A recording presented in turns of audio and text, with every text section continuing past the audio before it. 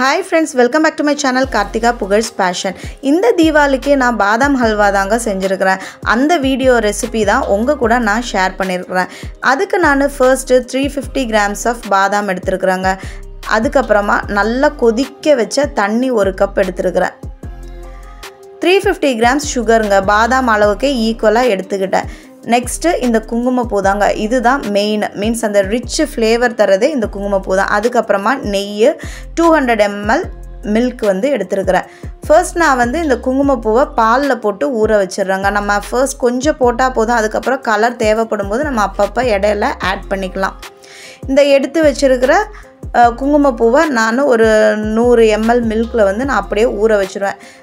கொஞ்சம் டைம் ஆக அந்த மில்கோட கலரே அப்படியே ஒரு yellowish கலரா மாறிக்கிட்டே வரும். இந்த மில்க் தாங்க நான் எடுத்துக்கிறேன். இது வந்து கொதிக்க வச்சு ஆறுன மில்க். இப்போ இந்த பாதாம்ல நம்ம கொதிக்க வச்ச தண்ணியை ஊத்திரலாங்க. நான் இத ஜஸ்ட் செய்யிறதுக்கு ஒரு 1/2 an hourக்கு முன்னாடி இந்த மாதிரி ஊற வச்சிருவாங்க. கொதிக்க வச்ச தண்ணி ஊத்துனனால ஈஸியா அந்த தொலியை நம்ம பீல் பண்ணி எடுத்துறலாம். நம்ம நார்மல் வாட்டர் ஊத்துறதா இருந்தா மினிமம் ஒரு 5 hours ஆச்சு இந்த மாதிரி ஊறணுங்க நம்ம தொலி எல்லாம் பீல் பண்ணி எடுக்கிறதுக்காக. இப்போ அந்த குங்குமப்பூ எடுத்து வச்சிருந்தோம்ல அதுல இந்த 100 ml மில்க் வந்து ஆட் பண்ணிரலாம். கொஞ்சம் மில்க் வந்து கீழ ஸ்பில் ஆயிடுச்சு பாருங்க. இது வந்து நல்ல ஒரு கலர் அப்படியே சேஞ்ச் ஆகி வருங்க ஒரு 1/2 an hourல.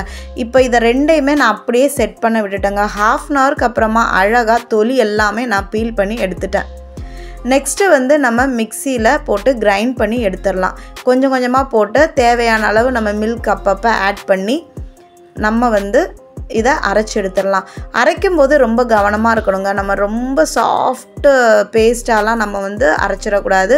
ஒரு மாதிரி தரிதரியா இருக்கிற மாதிரி அரைச்சுக்கணும். ஜஸ்ட் லைக் ரவை எல்லாம் எப்படி இருக்குறோம் அந்த மாதிரி பதத்துல நம்ம இத பல்ஸ் விட்டு விட்டு அரைச்சு நம்ம எடுத்துக்கலாம்.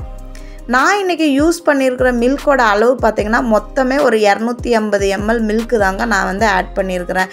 ஏன்னா நம்மளோட இந்த பாதாம்லே நிறைய வந்து ஆயில் இருக்கும், அதனால அந்த அளவு மில்கே தாராளம் தான். இப்போ நான் எடுத்து வச்சிருந்த பாதாம் எல்லாம் இந்த மாதிரி அழகாக அரைச்சி வச்சுட்டேங்க. பாருங்கள் எவ்வளோ க்ரீமியாக இருக்குதுன்ட்டு. அந்த ஸ்பூனில் ஒட்டி இருக்கிறத பார்த்தாலே தெரியும் நான் எந்த பதத்தில் அரைச்சிருக்கிறேன்னு. கொஞ்சம் தரியாக அரைச்சிருக்கிறேங்க. அடுத்து நம்ம ஸ்டவ்ல கடாயை வச்சுட்டு கடாய் சூடானதுக்கு அப்புறமா நம்ம எடுத்து வச்சிருக்கிற பாலை ஊத்திடலாம். ஃபர்ஸ்ட் மில்க் வந்து ஒயிட்டா இருந்தது.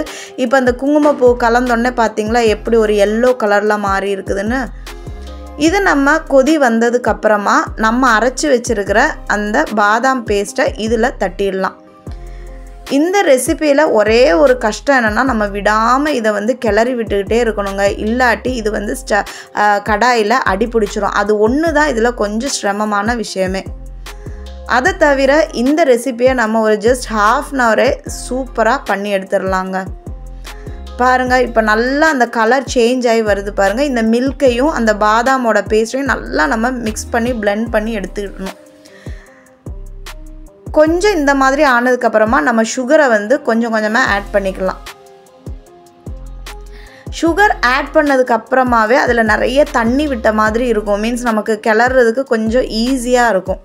ரொம்ப திக்காக இல்லாமல் அந்த லூஸ் விடும் பாருங்கள். நல்லா அப்படியே குழ குழன்னு விடும். ஸ்டவ் கடாயில் மட்டும் அடி பிடிக்காமல் நம்ம பார்த்துக்கிறணும். இந்த ப்ராசஸ் ஒரு 1/2 an hour ஆச்சு நம்ம விடாமல் இப்படி கிளறிக்கிட்டே இருக்கணுங்க. அப்போ தான் அந்த கடையிலலாம் நம்ம ஸ்வீட் ஷாப்ஸ்லலாம் வாங்கி சாப்பிட்ற அந்த டேஸ்ட் வந்து நமக்கு கிடைக்கும். பாருங்கள் நல்லா கிளறி விட்டுக்கிட்டே இருக்கிறேன். பாருங்கள் தண்ணி விட்டுருச்சு பார்த்தீங்களா அந்த சுகர் போட்டோன்னே. இப்போ வந்து நம்ம நெய் கொஞ்சம் கொஞ்சமாக ஆட் பண்ணிக்கலாங்க. நான் ஃபஸ்ட்டு ஒரு பெரிய ஸ்பூன் அளவு நெய் போட்டிருக்கிறேன். இது பத்தாது, நம்ம இனிமே ஊற்றணும். நான் சும்மா ஃபர்ஸ்ட் ஸ்டேஜுக்காக இந்த அளவு ஊற்றி அதையுமே இப்படி கிளறி விட்டுக்கிட்டே இருக்கிறேங்க. அந்த குங்குமப்பூ பார்த்தீங்களா எந்த அளவு கலரை என்ஹான்ஸ் பண்ணி கொடுத்துருக்குதுன்ட்டு.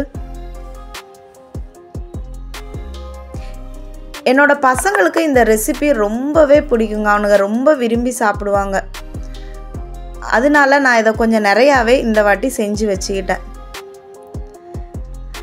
மிச்சம் இருக்கிற நம்ம நெய்யையுமே இதில் ஊற்றிடலாம். நான் இன்றைக்கி ஊற்றின நெய்யோட அளவு என்னன்னு பார்த்தீங்கன்னா ஒரு மீடியம் சைஸ் குழிக்கரண்டியில் ஒரு 2.5 கரண்டி அந்த அளவு நான் வந்து எடுத்துருக்கிறேன் நெய்.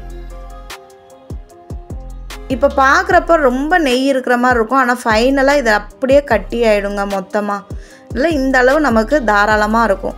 நான் ஸ்வீட்டுமே பார்த்தேன், தேவையான அளவு ரொம்ப திகட்டாமல் நல்லாவே இருந்தது. நம்ம எந்த ஸ்வீட் செஞ்சாலுமே அது திகட்டாமல் இருக்க ஜஸ்ட் ஒரு பிஞ்ச் ஆஃப் சால்ட் வந்து இந்த மாதிரி ஆட் பண்ணிக்கணுங்க. எந்த ஸ்வீட்டுக்குனாலுமே இதை நம்ம ஆட் பண்ணிக்கலாம், உப்பு இந்த மாதிரி. பாருங்கள் ஃபைனலாக ரெடி ஆயிடுச்சுங்க. நான் மேலே கொஞ்சம் குங்குமப்பூவுமே போட்டு விட்டுட்டேன். நமக்கு எவ்வளோ ஆயிலியாக இருந்த மாதிரி இருந்துச்சு பார்த்தீங்களா, இப்போ பாருங்கள் அது எவ்வளோ அழகாக செட் ஆகிருக்குதுன்ட்டு. டேஸ்ட்டு வந்து சான்ஸ்லெஸ்ங்க, சூப்பராகவே இருந்தது. இந்த தீபாவளிக்கு எங்களுக்கு பிடிச்ச மாதிரி நான் செஞ்ச ரெசிப்பியில் இது ஒன்றுங்க. நான் எதிர்பார்த்ததை விட ரொம்ப டேஸ்டியாக அந்த பாதாம் ஹல்வா வந்திருக்கு, ரொம்ப பக்காவாக வந்திருக்குது. நீங்களும் இந்த தீபாவளிக்கு இதை சமைச்சு பார்த்துட்டு எப்படி இருக்குதுன்னு எனக்கு கமெண்டில் சொல்லுங்கள். அவ்வளோதான் ஃப்ரெண்ட்ஸ், நம்ம இந்த வீடியோவோட எண்டுக்கு வந்தாச்சு. எல்லாருக்குமே ஹாப்பி தீபாவளிங்க.